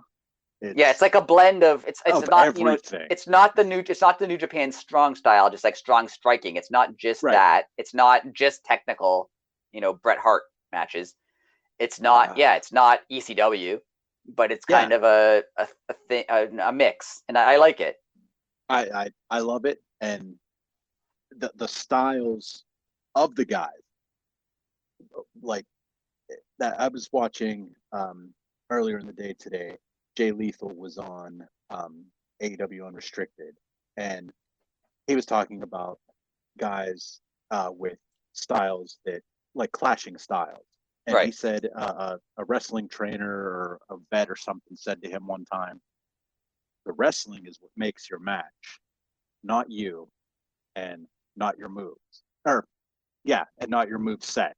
It's the actual wrestling. So you want to wrestle a guy who is the opposite of you. You want people with different styles, because if you have the same style, the match is boring. Like if you're a brawler, you'd much rather wrestle a guy that's technical, and you guys both push each other because you're just used to going out and throwing punches and chops, and and he's used to chaining moves together. And if you think about it, that really does kind of make sense. Right. Yeah. It was a very good piece of advice that he received. He said he received it in wrestling school, I believe, or maybe he did a wrestling camp or something. But he said one of the old time vets told the class that, and I thought that was it's interesting how those guys look at their craft. Yeah. And AEW has a lot of different styles, so it's interesting to see them go together. It's not always going to work. I mean, every once in a while you get a match that doesn't work, but and that's what again, I'm not trying to bash WWE here, but that's what confuses me about them wanting everybody to be the same, right? Just be a cookie cutter, quote unquote, entertainer. Right. I just don't understand that. But anyways, Moxley and Kyle O'Reilly, they didn't even hit a home run. They knocked the ball out of the park. AEW is making me care about Kyle O'Reilly, which sounds a little odd because I didn't watch ROH, so what I know of him is NXT stuff. And I know he had a bit of a singles thing towards the end after Adam Cole left. Didn't he have their version of the Intercontinental title? He play a guitar or something? Yeah, he had sort of a little run afterwards. Okay. But to me, he's always been a tag team guy, and he's always been not the main guy. He's Kyle O'Reilly and Bobby Fish, or Adam Cole and Kyle O'Reilly. He's never, but he's making me care. I mean, he was impressive on Dynamite, and that was a full circle moment for me, because I remember when he was a rookie on ROH, and I thought that he was just a big nerd. Yeah, I mean, he is kind of a nerd. Well, yeah, he is. So we're not. We're macho. Yeah, no, we're doing a podcast about professional wrestling, like the coolest in our 40s. Yeah, that's right. Right. Yeah. Yes, nerd. So it was really cool to see him come through, and I mean, it was awesome to see him in NXT too. Don't get me wrong. I mean, I didn't watch it, but it was cool to see that was like the equivalent of a person that follows back to sports, like the World Juniors, and then you see them get drafted, right? And you've known them since they were 14 or whatever. I mean, right?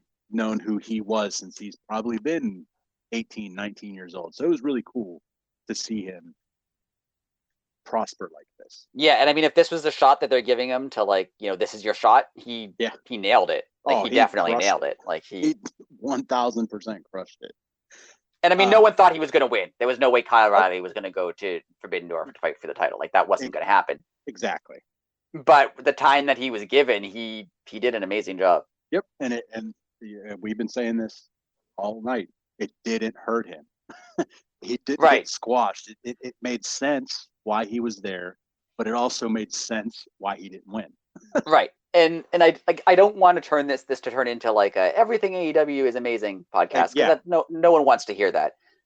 But they do a really good job at the wins and losses matter. The people who win, they deserve to win, or they show why they're winning. I mean, it matters. It elevates them. But they do a good job at, like, the loser doesn't look like a loser. Right. Right. Like, you can lose and lose well. Even like all the stuff that the Backbone Combat Club has been doing with, Wheeler Yuta and everybody they've been facing. Like, even Punk, when he first came back and he was fighting, guys who weren't his level, really. Yeah. Yeah. But every single time he made them look good. Every time. He basically cemented Darby Allin.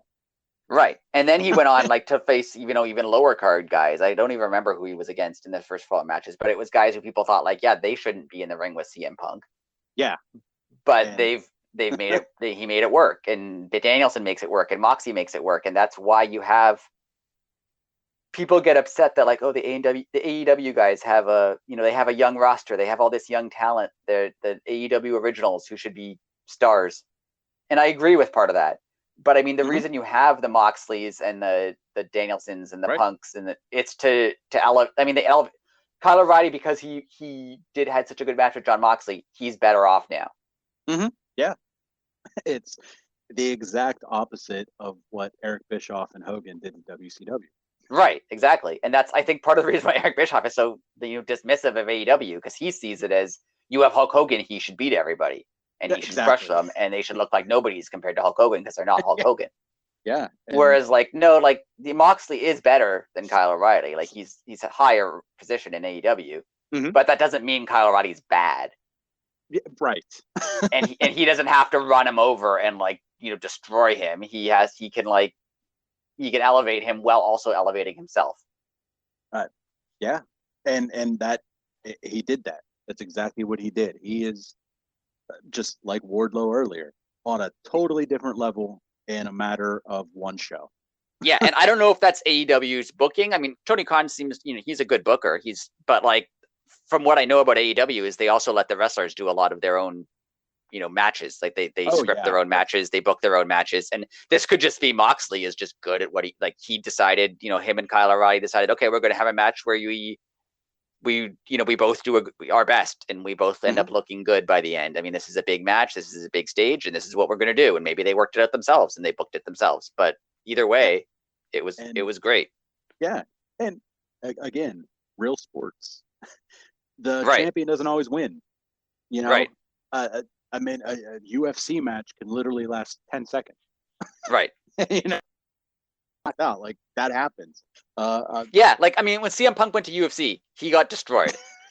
and to people who don't follow UFC, like, wrestling fans, they're like, oh, he's a total loser. Look how bad he got beaten in UFC. And I mean, he got beaten badly in UFC to the point where he didn't do it anymore. Like, he didn't do well. But CM Punk could destroy me. Like, he could he could crush me in a fight. Right. Yeah, so he held his own against guys that could kill an average person with their bare hands. Right. So, like, the fact that he did anything is good, right? I mean, I will never talk about anybody that does that. My buddy John does that. He does MMA. we got a little drunk one time, and I was like, dude, put me in a knee bar. And he's like, dude, I'm not doing that at all. It hurts. I'm like, nah, just like a second. And he's like, yeah, and that second it hurts. I'm like, come on. So we lay on the floor, and he's like, all right, on 3, I'm going to put it on. It's like, all right. And it was like a half a second. I, like, wanted to die. I was like, how do these dudes do? And he was like, I told you. Yeah. I was like, dudes will sit in that for like 2 minutes while fighting. It's like, it was on for like I literally didn't even count the one. I was like, I'm done. My knee hurts. It's like when you watch, any professional sport and you're like, that guy sucks. I'm like, yeah, maybe he's not the best guy there, but he would destroy you. Yeah. Like I can sit at home and watch TV and go, how did you miss that dunk? But like, yeah, I can't dunk a basketball. So like, yeah. So yeah. Yeah. It's insanity that people A, think that way, and B, take professional wrestling that serious. And like, and Moxley, this match showed you, like, Kyle O'Reilly's not Jon Moxley, but it doesn't make him not good at wrestling. Yep. He's also good at wrestling. So like it was perfect. It was what it needed to be. Yeah. And speaking of good at wrestling, we now know that Moxley is gonna fight freaking Tanahashi at Forbidden Door. Which I think he's been asking for a while, has he not? Yes. Moxley's wanted this match for a long time. Yeah. It was. Didn't he actually call Tanahashi out like right before like the pandemic? I think he did, and then I forget who they sent. There was a pay-per-view where he called out anyone from New Japan, and is that when they sent Suzuki, or they sent somebody else? They sent somebody. It wasn't Suzuki. They sent somebody else once, and he cut a promo where he was like kind of disappointed. Yeah, because he was like, I asked for the best, and you sent me this guy, and it was still somebody that was awesome. Right. Oh, I can't remember who it was. I actually saw someone mention, and it's a good point. I forget where I saw this. It was on Twitter or Reddit or something. Maybe it was an article. I don't remember now. But I should be giving credit for this idea, but I'm not because I don't know who it was. We'll learn eventually. Moxley has he carried the, Forbidden Door alone for a long time.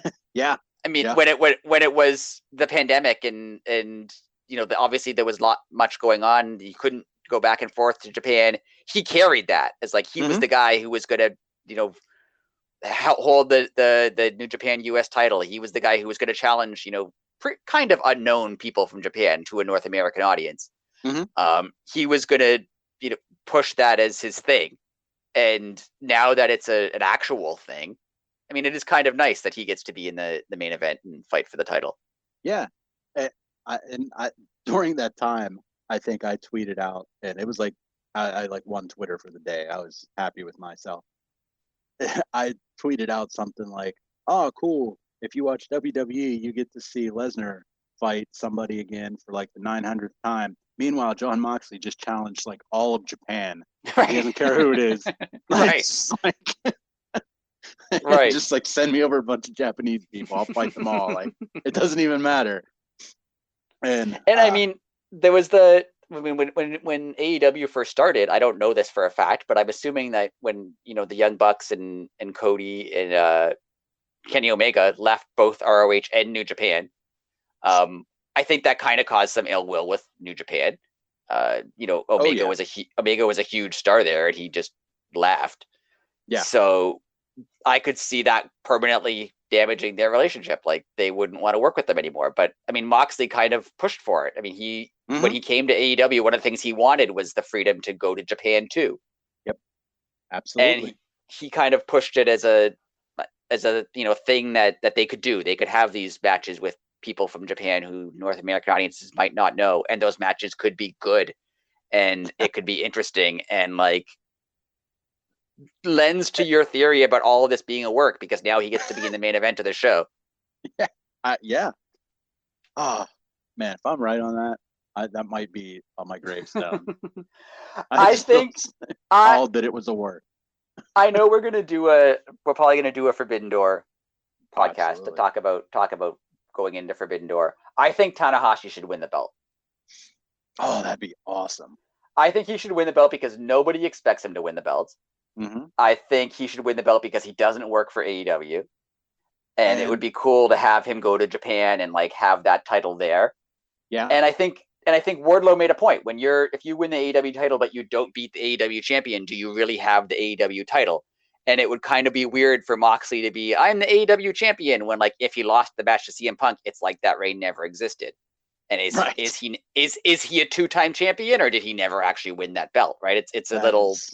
Yeah, that's but I mean, if Tanahashi wins, if Tanahashi wins it, who cares? He doesn't work for them. So he can take it. He can go to Japan for a month. He can defend it there. He can be on, whatever shows they have in New Japan. And then when CM Punk's ready, he can come back to North America and lose it to him. And that goes right back to the beginning when we were talking about how's this going to be booked. And if they book it that way, everybody makes money. Yeah, that would be really cool. Because, Yes. AEW is, trying to enter the Japan.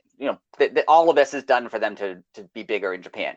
Yeah. From what I and New Japan the opposite. They want to be bigger in the United States. Here, yeah.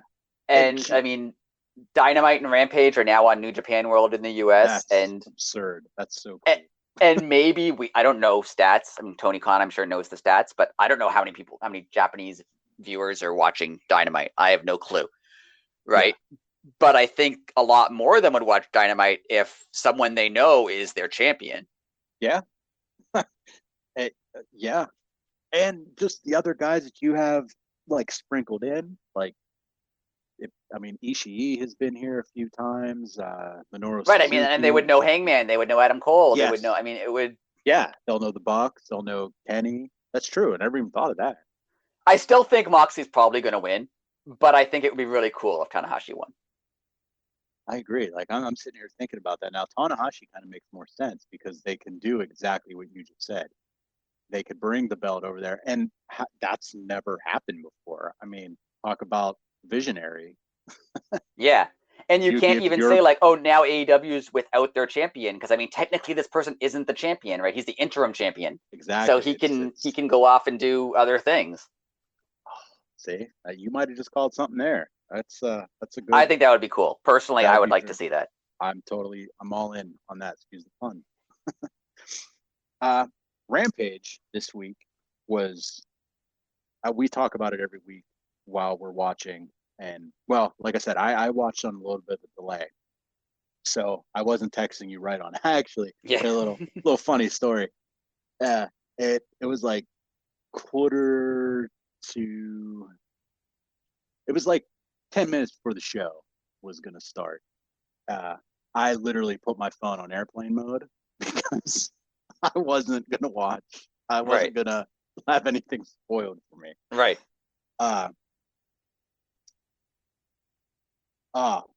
Rampage. Eddie Kingston, Jake Hager.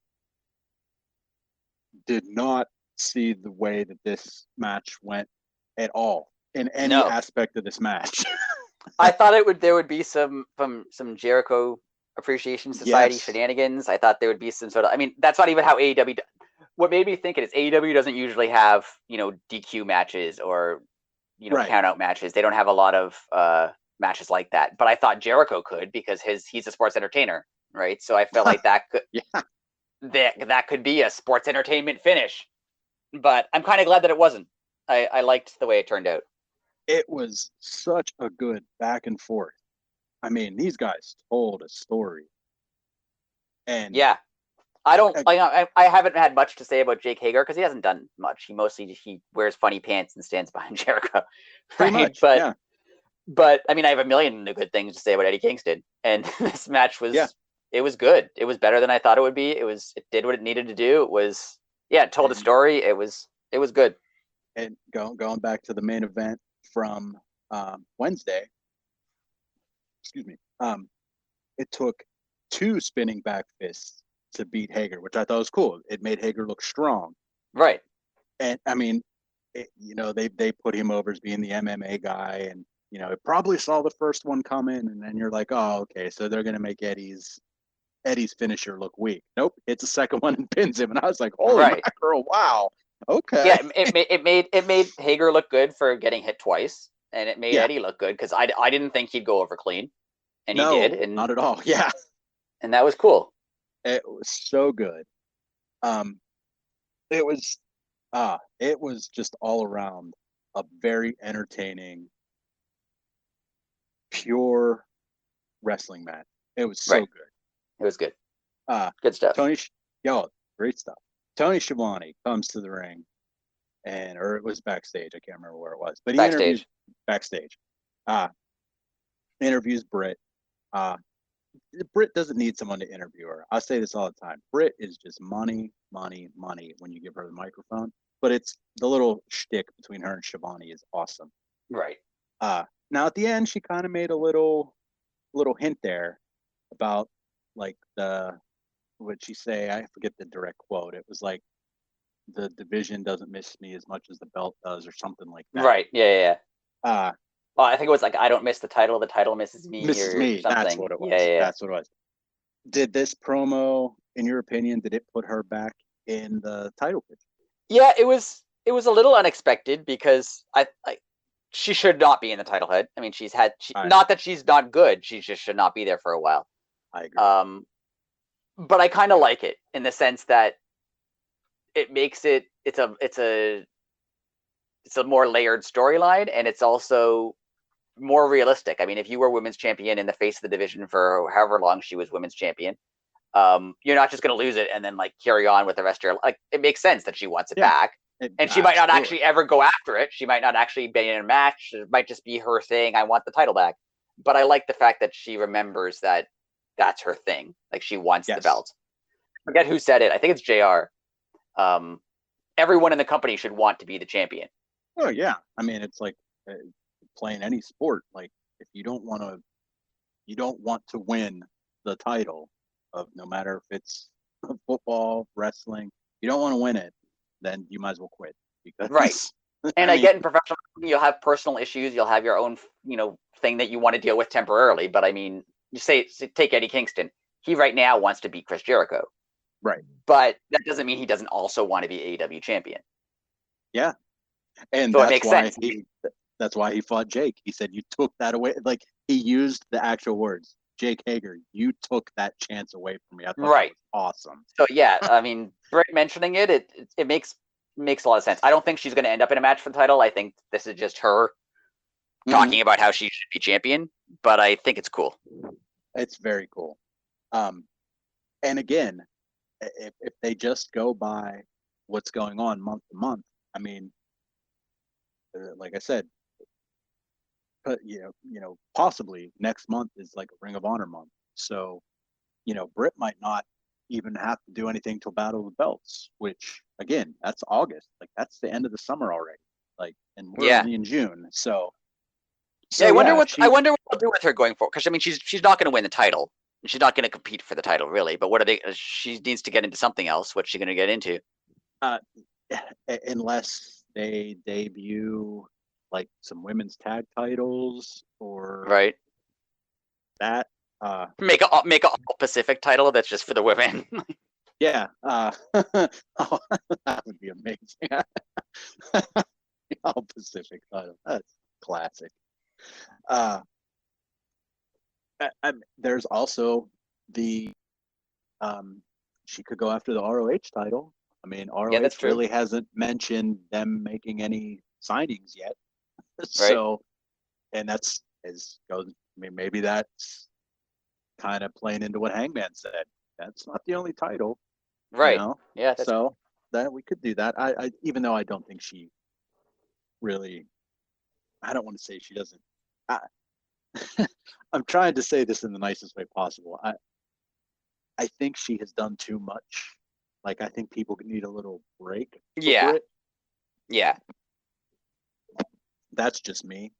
I think she needs to be in something. She needs to be doing something, because I mean, she's too good to not be on TV. Yeah. Like, she needs to be doing something, but like it shouldn't be title related. It should be like, I don't know, get her in a personal argument with somebody, or eventually her and Jamie Hayter are going to break up. Maybe that'll be a thing. Like, something will happen. Yeah. There you go. Or, hey, we don't have this in any of the notes, but July 7th, July 7th is the last day of Paige's working contract with WWE. Right. You never know. She wants to wrestle again. Yeah, that could be a thing. So, again, that's coming in right in time for ROH, but that's also coming in right in time. And Britt could be like, excuse me, who are you? Yeah. And then they could just have a feud. Let them go. Give them the second half of the summer. Moving on. Ortiz cut an amazing promo on Chris Jericho. And we're not going to stay on this for long, but the quote was, "I'll take your hair, Chris. Then what kind of rock star will you be then?" Yeah, that was good. such a good line.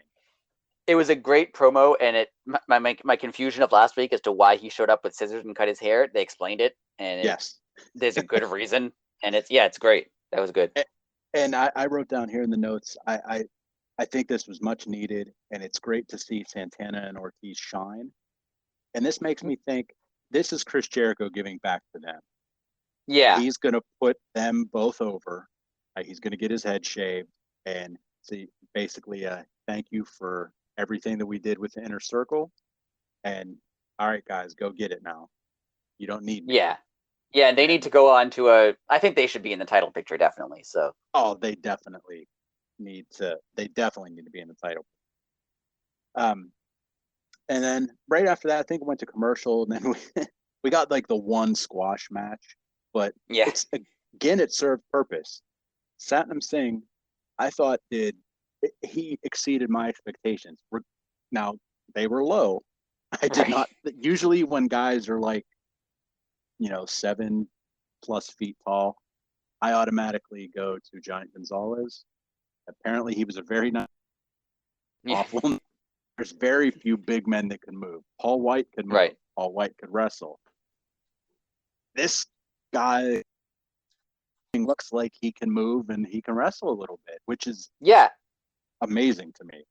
I think he's not. I mean, he's not a superstar. He's not He's not. But like he could be. Maybe like I don't know how long he's been training for a while, but I don't know. Like maybe he needs more time in the ring. Maybe he needs an ROH run or something. But like it was.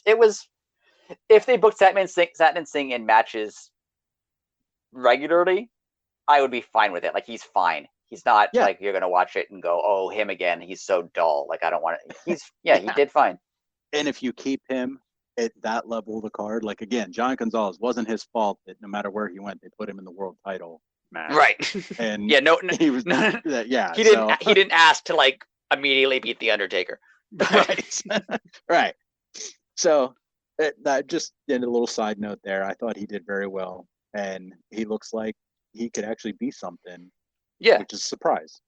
Yeah. And going on, we were talking about it earlier with Stokely Hathaway challenged Chris Statlander, and Chris and Red put on a fairly good match. I love that. That was a great match. I loved it. Red Velvet. Again, we talk about it. She is such a better heel, but she's also learning in the ring. She must be going to those classes that Regal and Danielson have. Yeah. No, we've said it before. She didn't do anything for me as a face, but as a heel, like she's interesting. She's a good character. She has good matches. Chris Statlander is great. I think she might be she's one of the best women on their roster. Like she's really good. She is and Red Velvet did a great job with her. Yes. And I like the way the baddies have been. They lose, and then it's old school. I mean, it's 1980s wrestling. They talk smack, they get beat up, they lose, and then attack the person from behind. It's amazing. Right. You don't mess with you don't with success. It works. Right. It's simple. It's simple, but it works. Yeah. Yeah. And because that happened, Anna Jay runs down to save Chris Statlander. I can't think of it. Kiera Hogan then jumps Anna Jay. Then you see the music hit, and Athena, you think she's going to run down. I thought they did this very well. For some reason, the one time that security in pro wrestling does a jump, they stop her mid-ramp, and it just sets up another stare down between. I thought that was good because everybody, I mean, you're sitting there watching it going, let her go. I want to see, you want to see it. Exactly. And you didn't get to see it. Yeah, it was good. Yeah, it was, the whole, from the match to the way the match ended, as we talked about earlier, there's a means to an end with all this stuff. And here's my controversial opinion on this. Let's hear it. I think Athena shouldn't win the title. I think Statlander should win the title. Oh, okay. I'm okay with Athena's that. good, and I like her, but I really like Chris Statlander, and I think Athena can do a lot of stuff without the belt. She seems to have more built-in not built in, but she seems like she has more of a personality. She can like have a feud with anybody, kind of. Statlander has been kind of lost for a while. She hasn't really. She means she's had good matches, but she hasn't really had a direction. And I think giving her the belt would do a lot for her. I totally agree. And what you said, if they keep the TBS title is an open title, then Statlander wins. She gets the title. Her and Athena could have a little thing, and then make it like a gentleman's agreement. It doesn't have to be or gentlewoman's agreement. Excuse me. It doesn't have to be talk smack on each other. Right. Just like, hey, you did your thing. Now, we're friends. Can I get? Yeah, come on, let's go. Yeah, and even if Athena beat her, I think that would be fine. I just think Statlander being the one to beat Jade would be huge. And the problem AEW has right now is Britt Baker and Jade are clearly the top of the division, which they should be. I mean, they're two of the best ones they have there. And elevating anyone else up to that level has been kind of a challenge. I mean, Ruby seemed like she was going to get there and then hasn't. And then, I think you could beat Jade and you could have it do a lot for Chris Statlander. And I think Athena will be fine whether or not she beats Jade. Like she's going to be, she's going to be at the top, near the top, no matter what. Yeah. Athena's living off the name that she made for herself in WWE. She's living off Ember Moon right now, which as she should. She was fantastic. Why they got rid of her? Well, we talk about that all the time. Why they got rid of any people? Right. Well, it was my mind, but I wouldn't be upset if she won. If she won too, like I'm sure she'd do a great job. Absolutely. I'm not saying she shouldn't win. I would just say I just think Statlander should. Oh, absolutely. Now here's a question I'm going to pose to you. If you were a wrestler and someone cut a promo on challenging God to a match, how would you respond to that? Because I think Ethan Page did a hell of a job. Yeah, that was a great promo. So good. To the point where you're like, why is Lambert even there? Like he's just like off to the side. I don't think he said anything. No, I don't think he did either.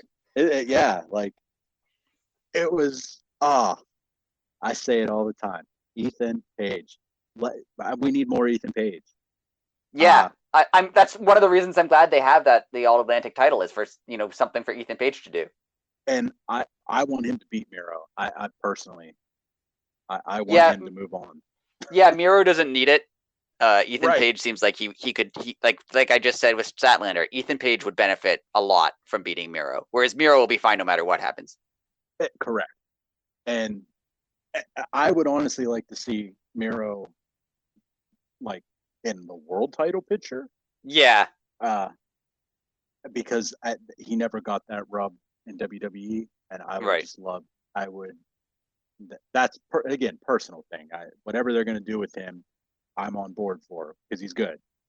But I just think Ethan Page moving on and being in that 4-way would be amazing. And then, I mean, again, I don't care who wins it. You could have the Men of the Year both having titles that aren't tag titles. That's kind of a cool little. That would be cool. Caveat there. And Ethan Page, I mean, he clearly deserves it. He's done great work. You're just saying it, maybe. Yeah.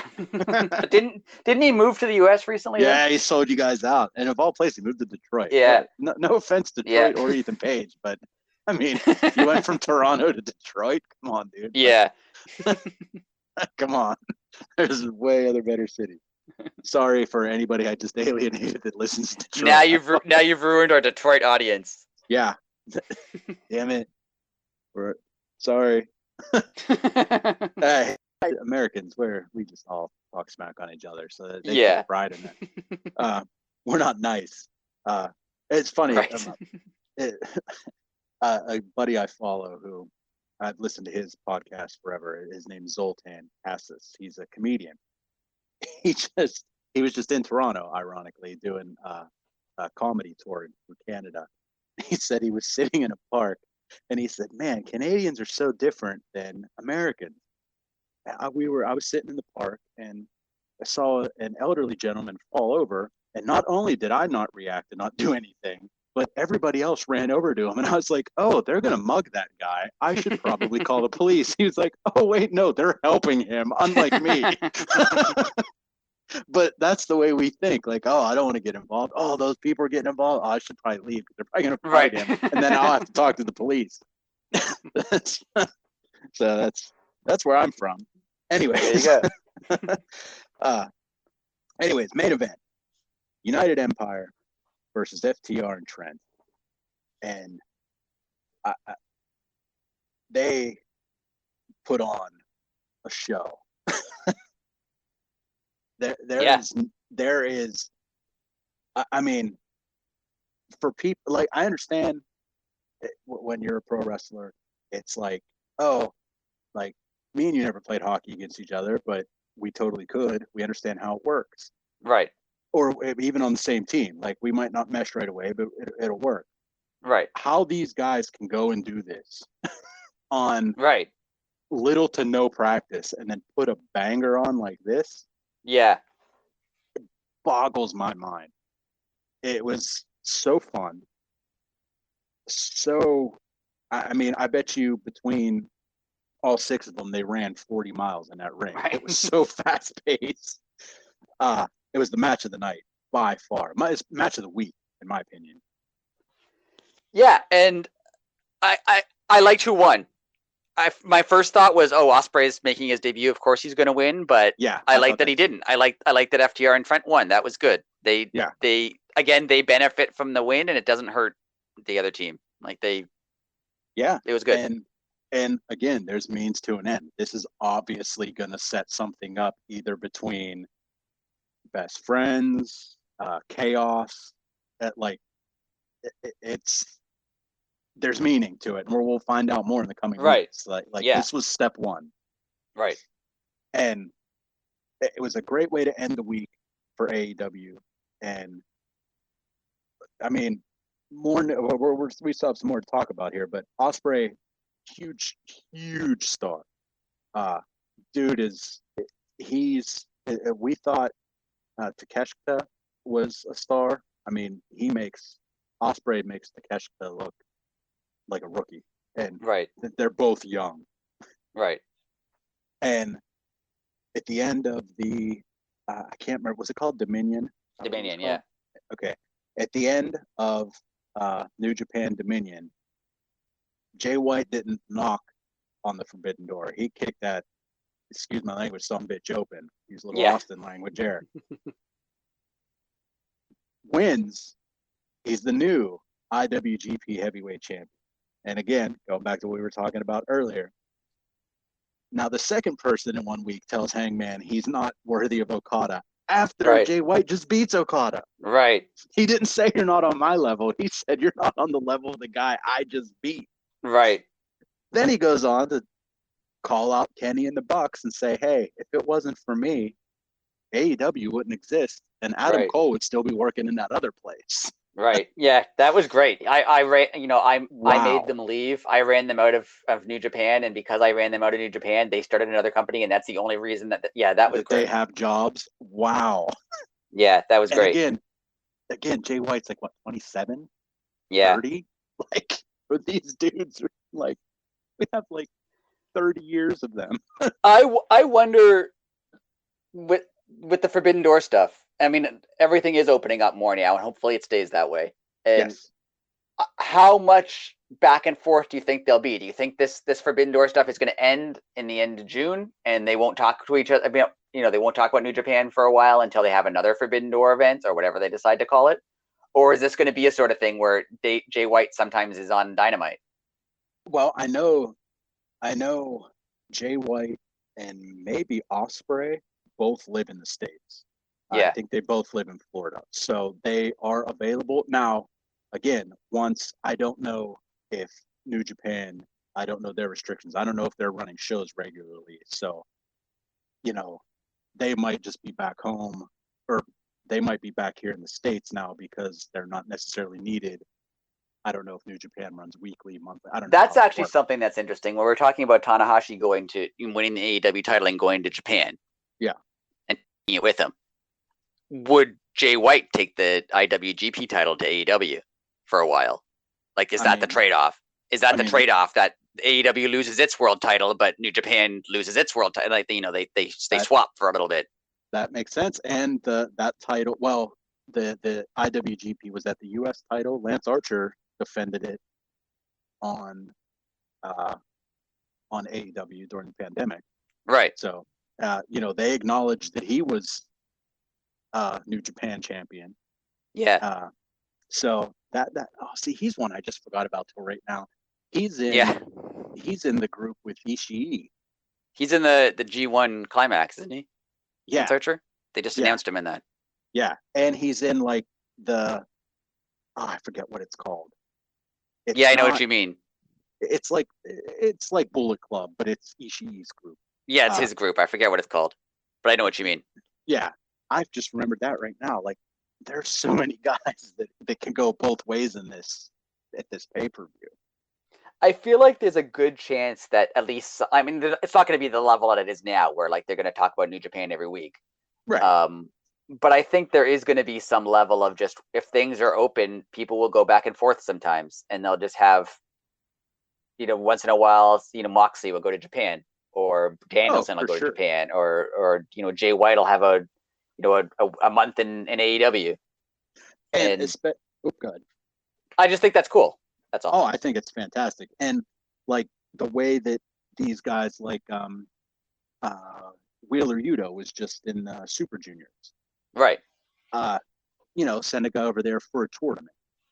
Let him get acclimated to the time change. So like apparently that's one of the reasons Danielson signed with AEW is because they'll give him that ability. Yeah. Yeah, he wanted to do the G1. So it's just fun. And it makes you think. I think I talked to you about this. I talked to you about this earlier before we got on the podcast. We mentioned it a bit now. Is Jay White took a shot a little bit at Omega. The Good Brothers are with Jay White. The Good Brothers are also allied with Omega. He didn't really take a shot at Adam Cole, but he kind of took a shot at Adam Cole. Adam Cole has a team. Adam Cole has Red Dragon. He took a shot at Hangman. Hangman, doesn't really have anybody right now, but he could have the Bucks. Yeah. Is this going to be a thing? It should be. Yeah. It totally should be. And where are the Good Brothers going to go? Where's Kenny going to go? Where are the Bucks going to go? If Kenny and the Bucks split up, are the Bucks going to leave him? Are they going to side with Hangman? Are they going? That could be a whole thing. The Good Brothers are. I was when I was watching that post Jay White promo that he did. The Good Brothers are 100% the outsiders. Like, they act like them. They like, and not in a bad way. Like, it's not annoying. It's not overdone, but it's like, if you quit watching wrestling in 1999 and then I showed you a promo of them, you'd be like, wow, those guys are the outsiders. Right. That's Hall and Nash. I think it's really cool, their little, underhanded tribute to the outsiders. And there's just like so many, just with the Good Brothers alone, and the Good Brothers aren't even like, they're not even close to being the best wrestlers in this group of people that we just talked about. They're right. Yeah. Even just with them alone, there's so many possible routes this could go. They are allies with Hangman. With Kenny. Yeah. They are allies with Jay White. Like, they've been in AEW. They've been in Impact. They've been in New Japan. If this turned into a feud, a battle between different groups, where are they going? Even that is interesting enough. And they're the least interesting guys in this group. Yeah. And not even knocking them, but they're not Kenny Omega, they're not Hangman, they're not Jay White. So like this has to be this can't be the end of it. It doesn't end at the end of June and they stop talking about this. No, this has to keep going. Yeah.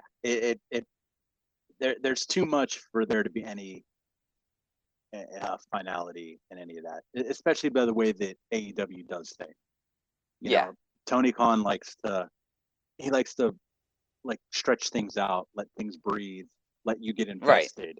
And I think Forbidden Door is,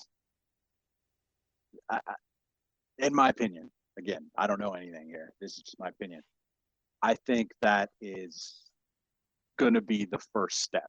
And then they're going to see how much money they made. They're going to see the pro wrestling tee stores go through the roof. And they're going to say, okay. And it won't be a thing that's necessarily there all the time. Like they might go for a while without talking about it, and then it comes back. Yeah. You know, like we were saying earlier about Casino Battle Royal, you know, Jay White or Tanahashi or Ishii, those guys could be wild cards and things. Right. You know, just little things like, hey, make a call and say, hey, send Bullet Club down. You know, we want to. The Bucks want to do a thing, you know, right. or oh, we'll send you the Bucks. Send us someone for Wheeler Yuta, or right. you know, there. It's just gonna go. I think you're and it's right. not. It's not like a necessarily like it's not an invasion storyline. It's not like one company is trying to take over the other company, but it is kind of what they wanted with like the NWO is the original plan for the NWO. From what I can tell from Eric Bischoff, is they were going to be their own group. They were going to be a company. Yes. They were going to be their own wrestling company, and they would be separate from WCW, and that's how they would do this. And this is it's actual independent companies. Like they're completely separate. They didn't. Yeah. I mean, AEW, like Jay White would say AEW came from New Japan, but New Japan, AEW would say we didn't. We're our own company. So it's has a lot of places to go. It's very fun. So to the point where it's like it's too easy to get excited to the point where like I feel like a giant nerd being like excited about like what's Japanese wrestling going to do next, but like I am. Yeah, I haven't been here for a while. I ain't scared. We had our second fan question ever. Yes. From Dan E. Dangerously on Twitter. And he asked, he would like some help reconciling his lifelong Chris Jericho fandom. Yeah, I understand that. Totally. It just came out recently. I think that he had a fight with MVP apparently at one point. Jericho, I'm talking about, not our Twitter follower. So I can see thinking, Jericho, you may not agree with him personally, or you may think that he's done something in his personal life that you wouldn't have agreed with, but you like his wrestling. And I can see that being that's not an issue with just wrestlers. That's an issue with everyone. I mean, you can think, Kanye West is a good rapper, but like, can you reconcile his music with how he acts as a personality, as a person in his regular life, right? So I understand that. Sometimes it's hard to separate a person's personal life from their work and their art, to say. Absolutely. And it seems to me that's a problem that comes up a lot. There's a lot of bad people in wrestling who you like to see, who you like to see wrestle. So I get it. And it's, I mean, personally to me, I see it as like it's a case-by-case basis. You think, did the person do something bad enough personally that you can't overlook it? That every time you see them on TV, you now think of something else that they're other than their on-screen character? Or can you forget about it for a bit? I mean, just enjoy Chris Jericho, the sports entertainer. Yeah. I don't know. And Jericho, I mean, it was him and MVP didn't agree on something politically. Right. Everybody in the United States right now. But I don't care about that. You know, that's A, Chris Jericho's personal choice. And B, I could care less. I like Chris Jericho, the character. And Chris Jericho, but I don't want to either. I want to know, like, I want him to be the obnoxious rock and roller, right? Like, and I mean, from what I know about Chris Jericho is his Twitter account and like what he does in interviews. Like, I don't know Chris Jericho, and from what I can tell is his Twitter account, he even tries not to go too far. He believes certain things that I don't necessarily believe. Agreed. But he's not over the top about it publicly. Maybe if you know him, it's like I can understand why MVP might have gotten a fight with him, because they know each other personally. They have a different relationship than I would with Chris Jericho. Exactly. So maybe personally they don't like each other or they have disagreements that they can't get over. But I don't know Chris Jericho. And so and that's between them, but at the same time, MVP needs to like act like a 50-year-old man. You don't just go and randomly attack a person because you disagree with them. Yeah. But I get it. I mean, I sorry, understand, and that's my personal. I understand. An entertainer doing something in their personal life that you just can't overlook. And thinking, especially in wrestling, there's many. Yeah, and thinking that I think it has to go on a personal, individual basis and be like, for sure. Can you watch him have a match and not think of the other thing that he did? And if you can, then fine. If you can't, if it's like every time you see him, you're annoyed because then I understand you don't want to see him in the ring. I get it. Yeah. Totally. And I think it cuts both ways. I mean, when you look at someone like, Mick Foley or Bryan Danielson, like from all we know is they're good people, like legitimately good people. And that helps them. I mean, when I see a Mick Foley match, I don't just think of him falling off Hell in a Cell. I also think about like all the good things that he does and like nice things that he does. Absolutely. And people are complicated. I mean, you said before we've seen John Cena. I didn't watch it, but John Cena on like Total Divas or Total Bellas is not the nicest guy, right? He's not someone that you want to like hang out with. Right. But John Cena with Make-A-Wish Kids is amazing. Yeah, I mean he's unbeatable with that. So like, I mean, it's tough. It's hard because we don't actually know these people. We don't know them as real people. We know what they put out there. Exactly. And sometimes you can overlook it and sometimes you can't. I mean, there's a lot of things that famous people have done that you just will not overlook. Like you just can't. Yeah. And I understand not being able to overlook it. I get it. I just think it's a personal thing. I don't know if anyone can tell you how to feel about this. And yeah, you're absolutely right. It's a personal decision, and it's it's meant to have fun. And like you said, I also follow Jericho on social media, and Jericho lets you in a little bit, like you said, but he's still character, and he knows that butter. He doesn't want. I mean, he might be the most boring human being on the face of the earth. So when he's not Chris Jericho, like he tweeted out, "Hey, I read the New York Times today," and you're like, I don't care. Like, my stocks are doing well. I don't care. Tell me that you're going on tour and you're awesome, and and I get it to the point where if you think that whatever he does personally in his personal life is just so bad that you can't reconcile that. I get that. I mean, I totally get it. I mean, not to get into hockey again, but when the Penguins went to the White House and there was controversy around it, I could definitely see both sides on that. One side of they're trying not to be political and they're trying to do their role, and then the other side of like, no, but I disagree with what's happening right now. Yes. So I don't think they should be humoring that, and both sides are correct. Both sides are correct, and that was the greatest analogy to we'll stop it right there. That was the best analogy you could have, because they weren't breaking the tradition, and yes, they were the champions, and it wasn't the most popular opinion because of who was in office, but do you really want to be that team though? And no matter what I don't want to turn this into a hockey podcast, but at that point, I didn't agree with them going. I thought they shouldn't have went, but no matter what you do, it's political, because if you don't go, it's political. If you do go, it's political. It's like, that's the world we live in now. Things are just political, like they always are. It's society now, and it's hard. You could ignore Chris Jericho if you want to. Yeah. I mean you have the remote in your hand. If you can't get over, you can mute the TV. Still watch still watch the product if he's on commentary. If he's wrestling, turn the channel.